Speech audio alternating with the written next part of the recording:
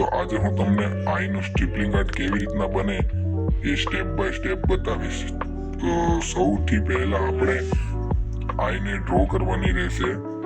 તો આપણે તેને પ્રોપોર્શનના હિસાબે ડ્રો કરવાની રહેશે અને તેને એ રીતના ડ્રો કરવાની કે પેન્સિલ વધારે દેખાય નહીં એ રીતના।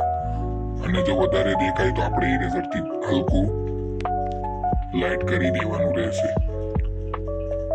તો આપણે આઈને ડ્રો કરી દેવાની પ્રોપોર્શનના હિસાબે અને ત્યારબાદ આઈનો આઈબોલ દોરી દેવાનું રહેશે અને ત્યાર પછી આપણે સ્ટીપલિંગ સ્ટાર્ટ કરવાનું રહેશે।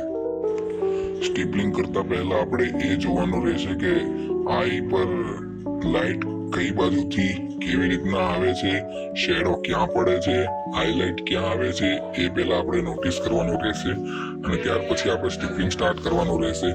જે બાજુ ડાર્ક એરિયા હોય તો તેની ઉપર બહુ ભેગા આપણે સ્ટીપલિંગ કરવાના રહેશે અને જે બાજુ લાઇટ એરિયા હોય ત્યાં આપણે ઓછું ડોટ મૂકવાના રહેશે જેથી તે ગ્રેડિયન્ટ ટાઈપ દેખાઈ શકે।